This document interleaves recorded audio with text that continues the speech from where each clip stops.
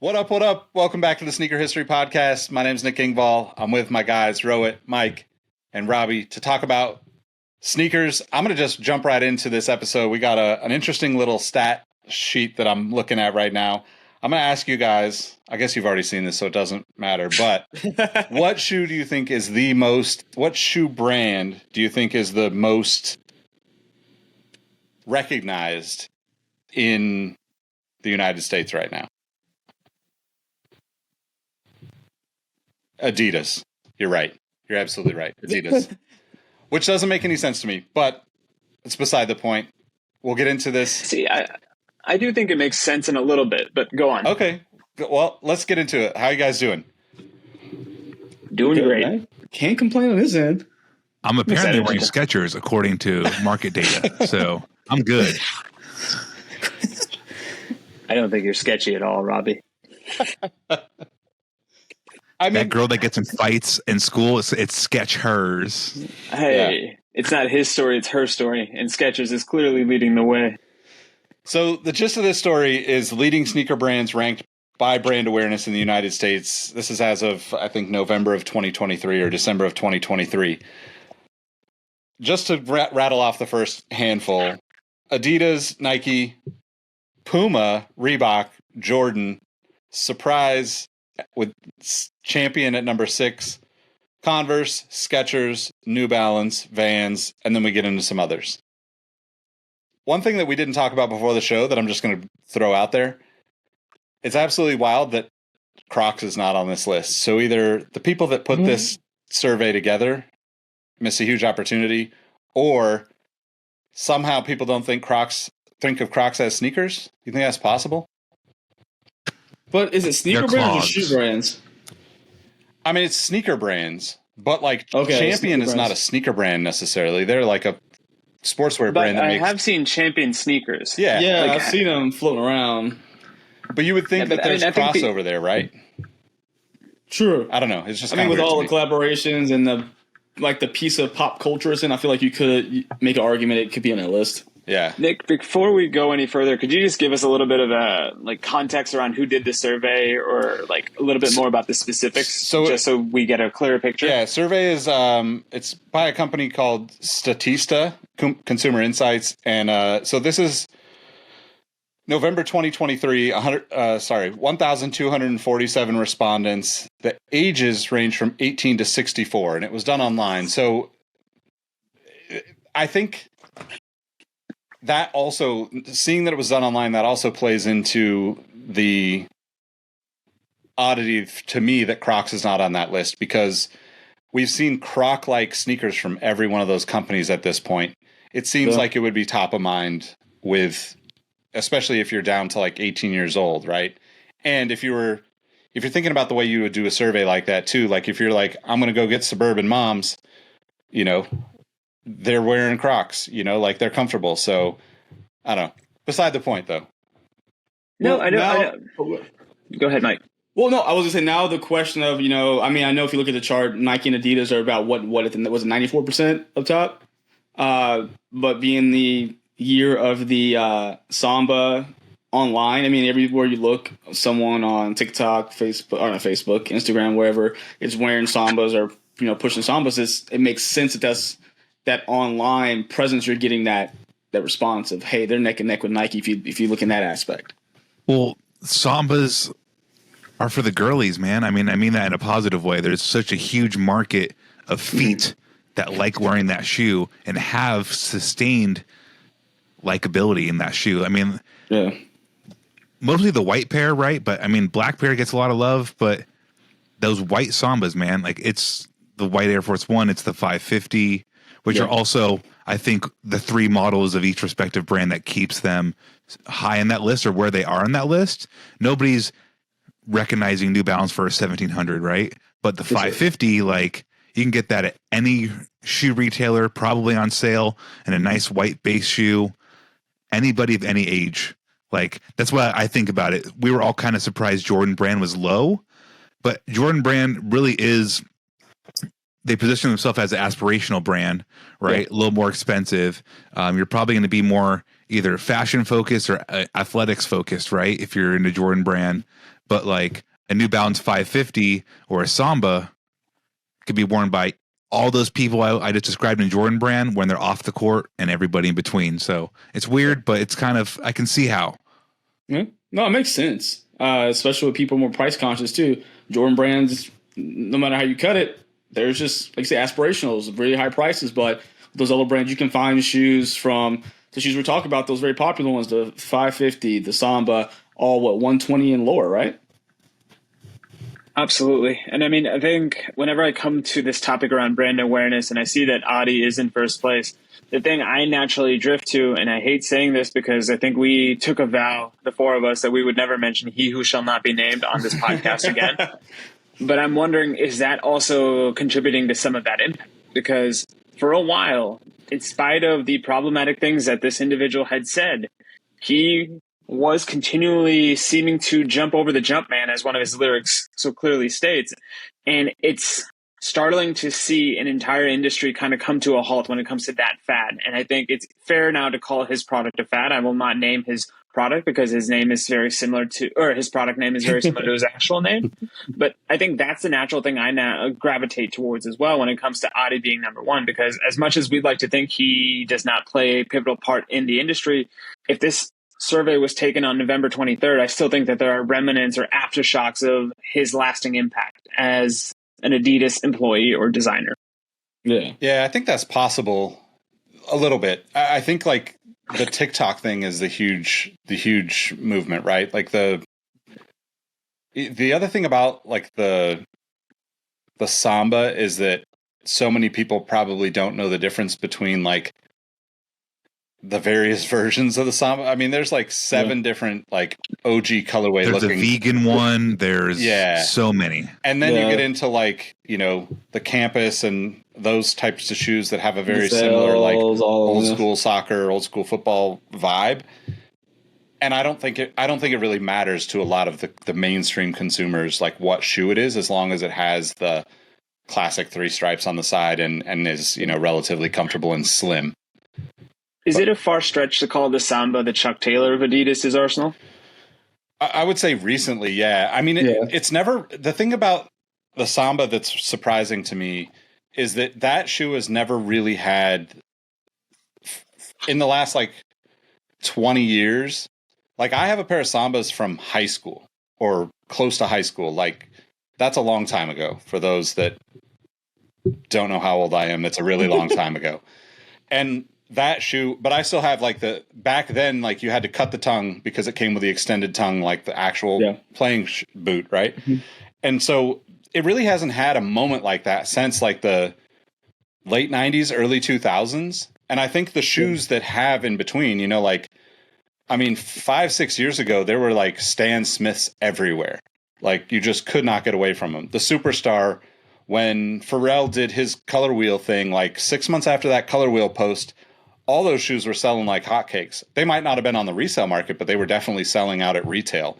But to Robbie's point about like those general release shoes that are like either white based or completely tonal, people eat it up. And I think we're kind of seeing that in like kind of, you know, I guess to that Crocs conversation, a little bit of the outside of the sneaker world sneakers right now that are really popping off are these Uggs Tasman boots, right?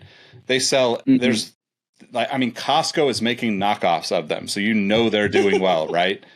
And like, I think it was he who shall not be named, like that 18 months, 24 months ago with like, you know, the kind of injection molded foam type stuff. And that went and was like, okay, it was knocked off by every company in some way or another.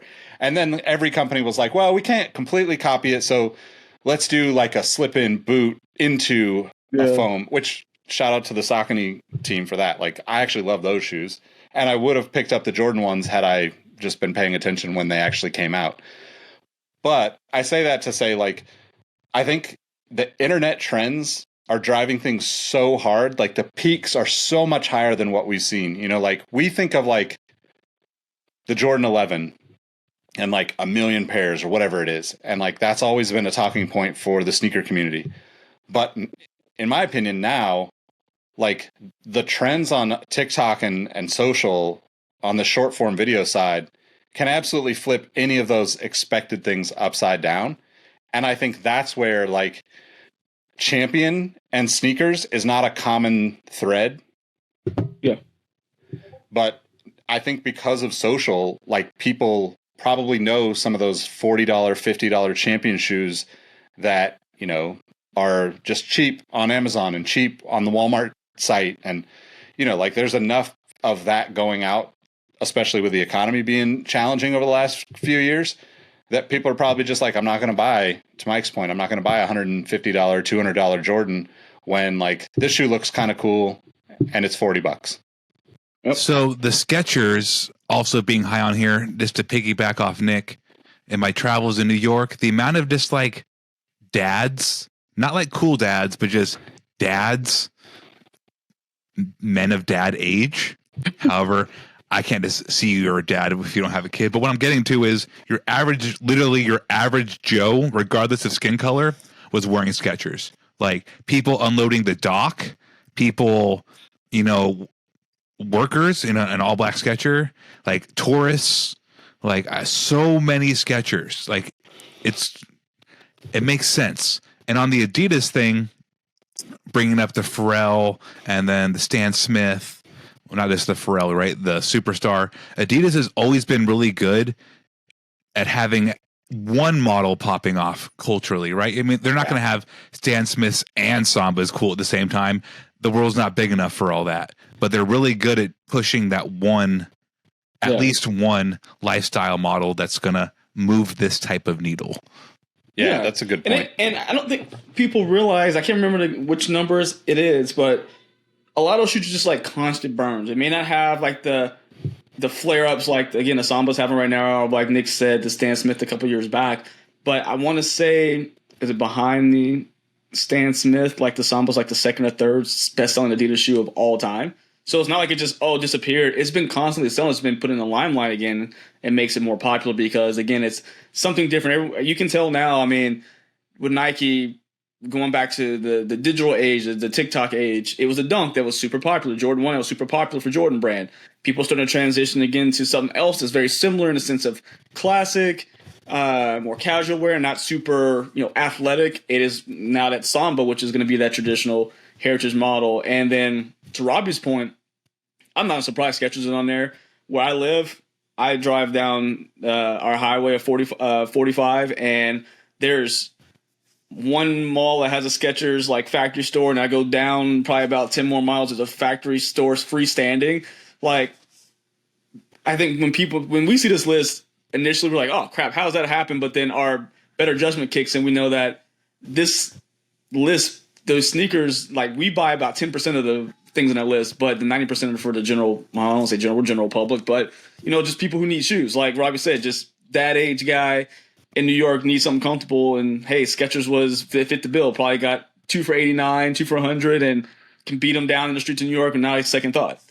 It's a shoe that dads buy for their selves, so that way they can save the money and put that towards their kids' sneakerhead collection. Like that's Skechers in a nutshell, right?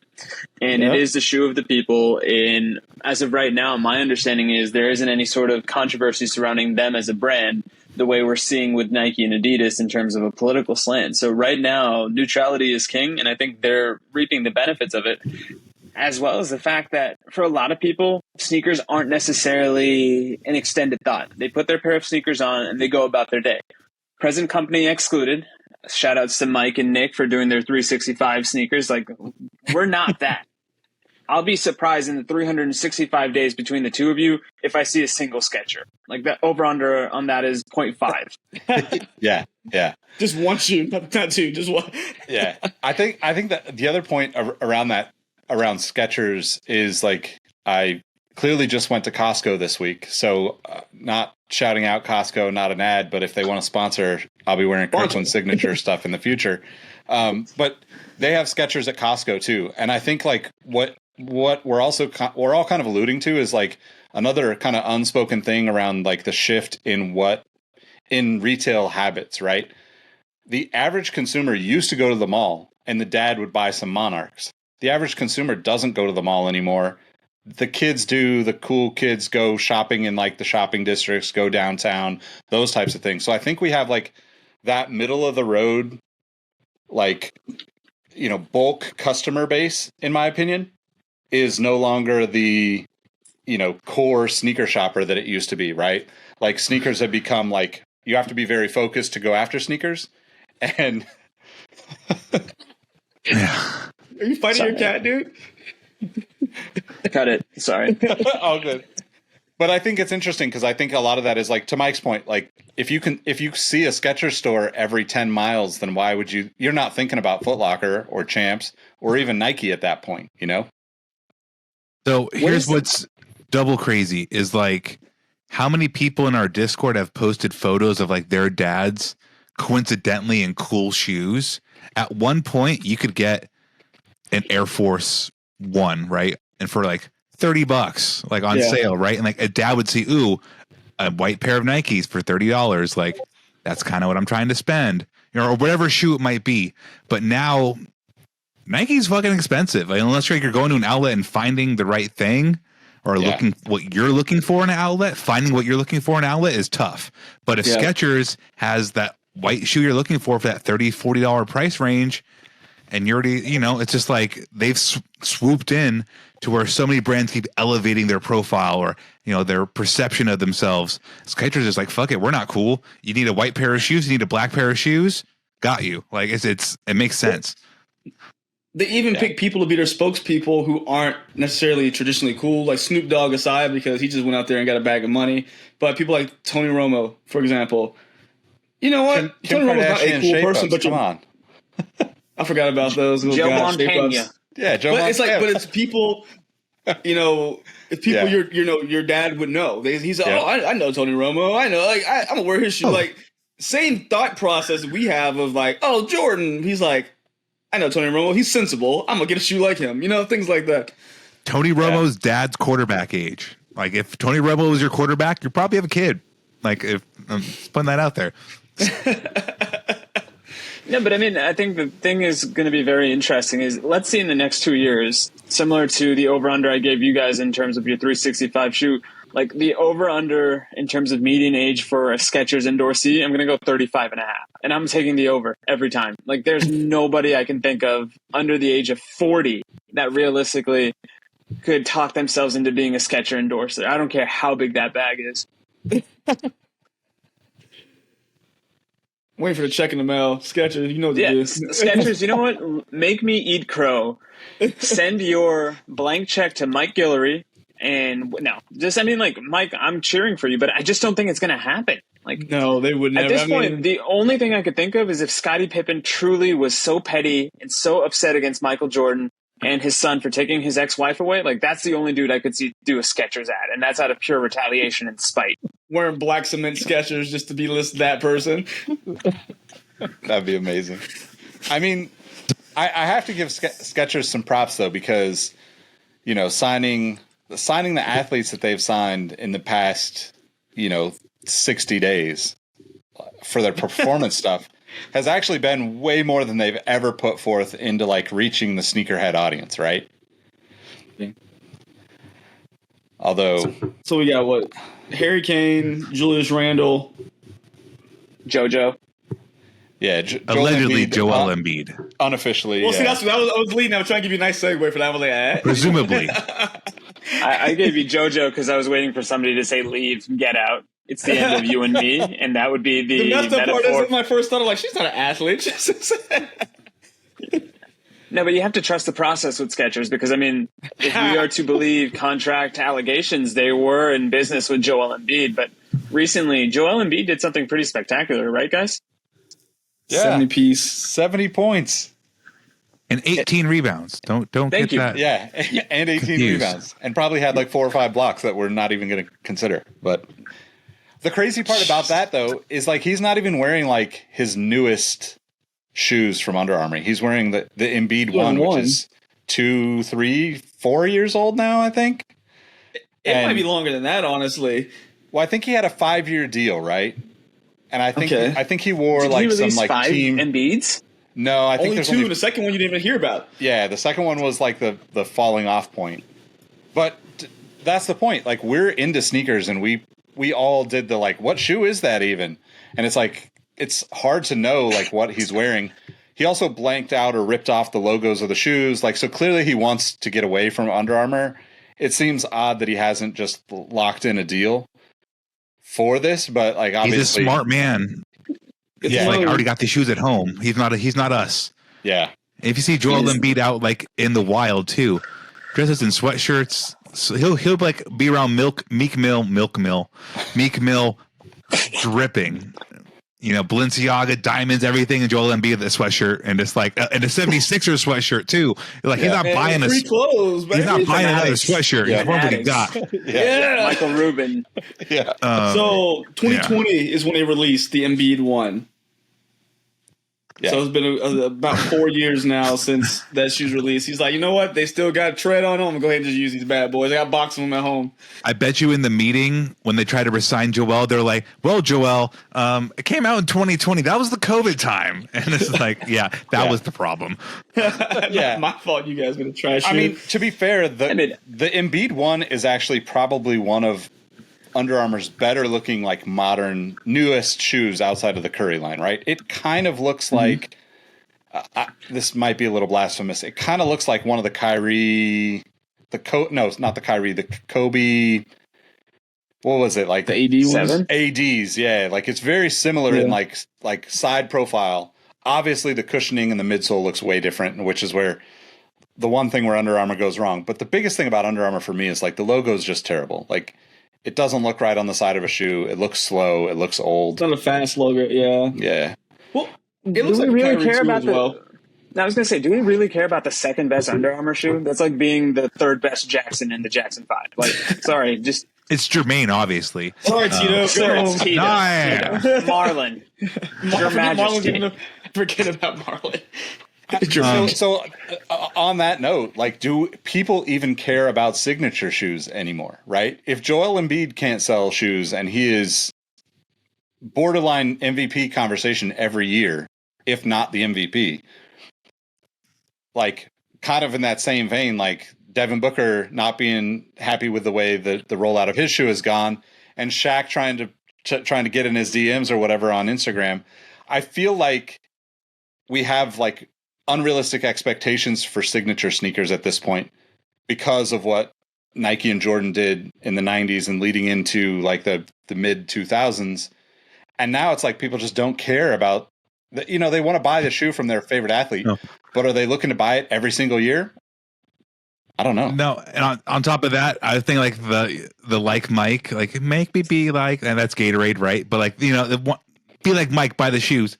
Yeah. With all due respect, and I mean all due respect, who the fuck wakes up and is like, I want to be like Paul George to the point where you're obsessed with him, you're obsessed with Michael Jordan. And Paul George has fans, people like him. He's a great guy. Do not get me wrong, but who the fuck wakes up in the middle of the night sweating, thinking about Paul George, like you wake up in the middle of the night sweating, thinking about Michael Jordan? Like, it's not the same. And Nike's just tried to do it they've done it over and over and over. Wasn't that the Gatorade commercial? Like him waking up in the middle of the night sweating? A Michael Jordan commercial? Yeah. No, Paul George. I thought Paul George also woke up and... anyway, I'm sure somebody in the Discord will tell us. I think this. I'm going to be, I guess, I don't know if we've heard this term formally, so I'm just going to christen it right now. I'm going to be a sizeist. Big men can't move sneakers. It's historically accurate. I refuse to believe otherwise. But then on the flip side, and we just talked about this in a episode you as a listener may listen to before or after this, I do care about signature shoes, i.e. the AE1. Like that rollout has been fantastic. I know people that have no idea who Anthony Edwards is, but at the same time, they're intrigued by that rollout. They're intrigued by watching him play basketball this year. And that to me is probably the most nostalgic feeling I can get around a signature product. And I may also sound like a big brand apologist when I say this. There is a certain credibility that comes to me when I see a athlete sponsored by one of the big two. Like, I can buy into that. I'm having a harder time buying into it from the likes of an Anta or an Under Armour or a Skechers, even if we ever see the light of day in terms of a JoJo Sketcher one. So I got to play devil's advocate then, because on the flip side of that, Devin Booker. So I would buy an Anthony Edwards shoe if I could get my hands on one, no question. I would have bought the all orange Devin Booker shoe if it released, 100%. Like I think the shoe looks dope. I love the all orange shoe. Like you don't see that from Nike as much in like performance models. And to your point about like the nostalgia of the rollout, that's the thing that's kind of interesting because there's a lot of discourse on social over the past few weeks about the Devin Booker line, and those shoes, almost all the colorways he's worn so far have had like nostalgic colorways. And I think the shoe itself actually looks like a more nostalgic shoe. He has a 70-point game under his, like might have been 5 years ago or whatever, whenever it was. But like this comparison is really interesting. And I think that you're absolutely right. Big men just can't sell shoes. Like even Giannis, man. Giannis's shoes are actually really incredible. But how many people are going to like, I feel like Robbie's personally attacking me every time he talks about people supporting Paul George because I'm like the only one of us that has multiple Paul George shoes. And it's not like it's nothing against like it's just the nature of the. I've had a couple. I've sold them. Right? I like them. Yeah, like they're good shoes, but there's so many of them out there that are so similar. Of like, oh, it's a guard. I love low top or low cut or fairly lightweight and performance oriented basketball shoes. How do I choose between them? Right, KD, Kyrie. Like Nike has 5 or 6 to choose from, and we would all choose to buy Sabrina's shoe. So like. It's just a weird time. It's one thing we miss. Like, so if you get a Venn diagram, you get 2 circles that want to meet in the middle, you're going to have the explosiveness, the athleticism, which people want to be like when they put the shoes on. You have this crazy personality. You need to have them meet in the middle. So with that, that's why Anthony Edwards, I think, is so successful right now. I mean, I know it's only the first colorway, but they sold out. I mean, I literally cannot find a size 10 for retail to save my life right now. And he put out commercials, dog-nose shoes. He's been putting the show on the court in the shoes. Like, he's been doing everything he's supposed to do. Do the work in the shoes, talk trash, support your own shoe, and is paying off in dividends for him. Devin Booker has 0 personality. The shoe, I don't like Devin Booker. I don't. I don't. Nothing against him. It's just he does nothing for. He's like he does have no outwardly very little personality. Yeah. He's a great basketball player. It's nothing about, but it's like I can't. I have nothing to support. Whether it be I don't like the Timberwolves whatsoever, but like God dang, Anthony Edwards is good. I can't deny it. Devin Booker, I'm like he scored 70. I didn't see him on the court. Yeah, like I forgot he was there. Are you gonna buy a De'Aaron Fox Curry brand shoe when he gets his first signature? Because I mean, you can't deny he's good, and he's got a better personality. He does. If it's a good-looking shoe, I'm right there. Here's the issue, right? For all of the brilliance of the shoe, Mike just mentioned something about the AE rollout, which are the commercials behind it. They're fantastic. They're a breath of fresh and old air. There is nothing memorable about the Devin Booker rollout from a media perspective. Like, the only thing I can remember off the top of my head, and correct me if I'm wrong, is the fact that they decided to do a launch in Miami, but not Phoenix. Yeah. And I shot Ware skating in them. That was the coolest thing. Was I shot Ware skating in them? I was like, that would have been a dope commercial if you're trying to go for that casual market of like, hey, you can do anything in this shoe. They missed the mark there. Yeah. I mean, 500 pairs at Art Basel, what Roy's talking about.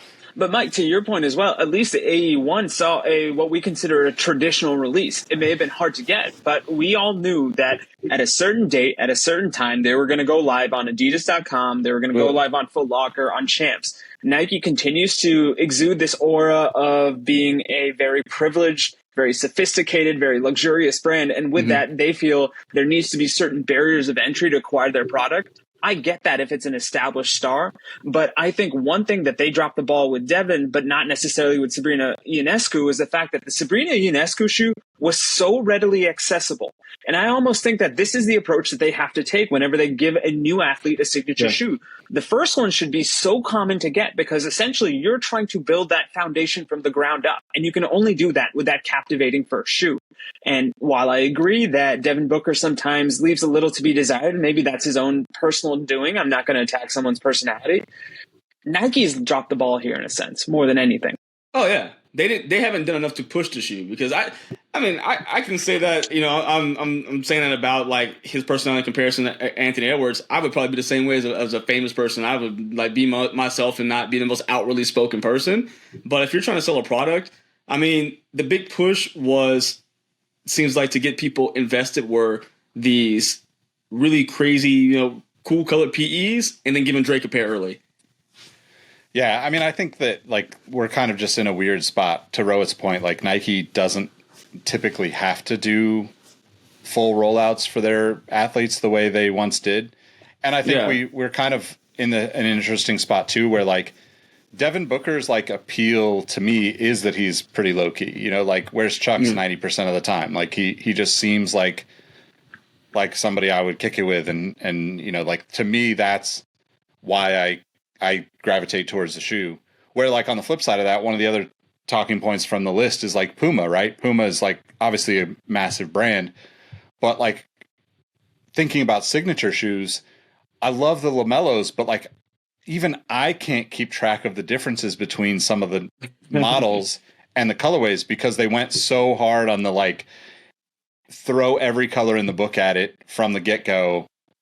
You know, like it just seems very, it's like the opposite strategy. If the sweet spot is, I was going to say you almost like nailed the Jordan 2011 quick and explosive saying from the insoles that they're swappable insoles, but but like Anthony Edwards is like the perfect sweet spot in the middle, and you know Devin Booker as low key on one end, and LaMelo Ball is like in your face, running red lights out of the stadium, you know, on the other end, right? So it's like PUMA with LaMelo. They're like, hey, everything we have, we're gonna throw on the wall, whatever sticks, we're gonna sell it. They still produce was it MB01? Yeah, like they don't produce the two. They do a 2 low, the 1, and now they do the 3. They're literally just like, if we can make it, we will sell it. Which I respect it, but I see what you're saying. It can be overwhelming to somebody like, hey, I just want to get into this shoe somewhere. Where do I kind of start? Yeah. So I can see where that can be too much. Yep. And I was going to say this. I really liked your point, Nick, around letting the shoe kind of dictate it. Because to your point, it seems PUMA is sacrificing their own core integrity, their core personality, and using LaMelo's as their forward-facing personality. Because, hey, LaMelo's crazy. We have to be crazy. I'm a cool mom. I let you guys drink as well. Cool, Nike seemingly is doing the opposite from a perspective of, no, we've got the infrastructure. We've been doing this for 50-plus years. We're not going to let the personality of the athlete shine as much because, hey, we have the secret sauce. And to the Venn diagram or that middle point in the segment, Adidas is perfect in this regard. They've taken equal amounts of their own corporate blueprints and corporate DNA and melded it and molded it perfectly with Anthony Edwards' gregarious and extroverted personality. And that, to me, ultimately is the difference between all three of them if you're comparing them. Adidas' campaign, Adidas' shoe feels the most genuine, and I don't feel that with either the PUMA or the Nike. Yeah. At first I did with the PUMA. And I still like the shoe, but no, you're right. I feel like it is something that's just like, hey, this guy really rides and dies with his sneaker. It's not just, hey, this brand's making me sell it. Yeah, it's just something you can feel like to say that him being genuine with it, and everything puts together, just the whole ensemble was put together nicely to make it a desirable product. I think even one step beyond it, like, because I 100% agree the rollout and everything, but like just even from a design perspective, right? It really is like kind of going back to like core Adidas basketball, right? Like it's not, you know, feet you wear, and it's not, you know, Kobe Audi inspired shoes, but you're going to love it or going to hate it, and you're going to talk about it, which is what Adidas basketball did amazing with the Kobe line originally. And then they kind of went into this weird time where like they couldn't keep the right athletes around, and like they just, you know, like the bounce stuff didn't work, and like they've come back around where it's like, okay, like the other shoes we're talking about, the Booker or the, you know, the LaMelo, and a lot of the signature shoes, like even like I really like the KD, what are we, 15, 16? 15. The 16 right now. Yeah, 16, yeah, I think it's 16. But like I pay attention to sneakers every day, and I can't tell you the difference. I can't remember because there's so many of them. And yeah, I loved seeing all of the people like arguing on the internet over like, oh, this is terrible. They should have never put another player's shoes. Can't believe KD retweeted blah blah blah type of stuff. But like that's the beauty of it, right? Like it made people feel something in a time where a lot of people are just like, whatever, I'll just go buy some Skechers. Well, do you think that Nike is just too crowded of a roster now where kind of the ideas are getting watered down and we're not getting enough, no one's getting enough attention? Like it's like, hey, we're not getting enough press here, we're not doing enough here, compared to Adidas, who has a more concise roster of what? You got Dame, Trey, AE, am I missing anybody? Harden. And all, I feel like I'm missing somebody all else, those though. shoes stand out compared to, even though like different. I don't like all those shoes, like all those players on Adidas have shoes that are fairly stand out compared to the styles that, you know, like that their core signature. Yeah, the core basketball stuff seems to be like very safe for design from a design perspective. But yeah, there's a homogeneousness to Nike's basketball sneakers for what feels like the last 5 years, and to the point that we've kind of made about Adi.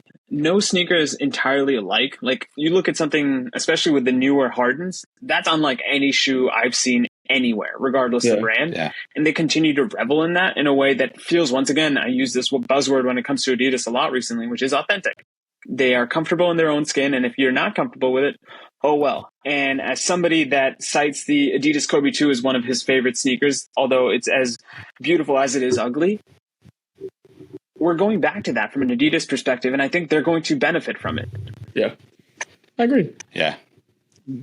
I think the last thing I would say is like, just from a storytelling perspective, you know, Nike still does it the best, right? But the things that used to sell people sneakers, like I think that abalone LeBron looks amazing. I wouldn't have bought it on my own, but now your story, Rohit, from the other episode, I would potentially buy that shoe if I saw it on sale, just to be like, oh, this was a cool memory to have. In 10, 15 years from now, I'll pull it out and be like, I'm going to wear these today, and I'm going to think about this moment and like the conversations we had around it, where I think that's like a missing piece that hopefully everybody that listens to this can think about when they're picking up shoes, because you make the stories yourselves when you're wearing them, right? Like Robbie going to New York and seeing stuff and Skechers, like coming back and like being able to see the stuff that you wore. And like, you know, I know Mike and I have talked about like with the kids, you know, like, and like those types of things just change everything about the way we remember things. So I guess like I'm a little off the wall here, but it's like, just Nike does it best because they've signed the best athletes. So like the moments, it's not coincidentally, Nike didn't make the shot, didn't do the block, right? That was LeBron that's wearing Nikes. So I mean, that's where they have the deepest pool of memories, because they've had some of the best athletes across every sport. Yeah, Can I ask one last question? Sabrina's rollout for the Sabrina 1 felt very traditional in the Nike sense, in the fact that it got me inspired to buy the sneakers. Now, the question I have, and this is $1 billion, if not $1 trillion question to the listening audience, as well as anybody that's in the industry, why is it that what you did for Sabrina, you can't seem to do for any of your other basketball athletes not named LeBron or KD? And I can make the argument you haven't really done that with LeBron and KD in recent memory yet either. I'm trying to think anybody. Is it something as simple as the fact that we are now in what I consider to be the golden era of women's sports, and there's a spotlight on these women in a way that's never been there before? So with that, you can kind of take these chances and dive a little bit deeper into your playbook. Whereas, because we always know that the NBA is going to be more popular than the WNBA, the skill level and the competition level will always be significant. That kind of caps us from a creativity perspective. And they probably just take it for granted too on the men's side, because they'll see the Ja, they'll see Tatum, they'll see whoever, Zion, and the shoe will sell itself, right? That's kind of, I feel like, the thought process, because typically we're gonna watch NBA when it's on, right? Those spotlight games, those marquee games, we're gonna take a look at, like, oh, he's wearing this or that.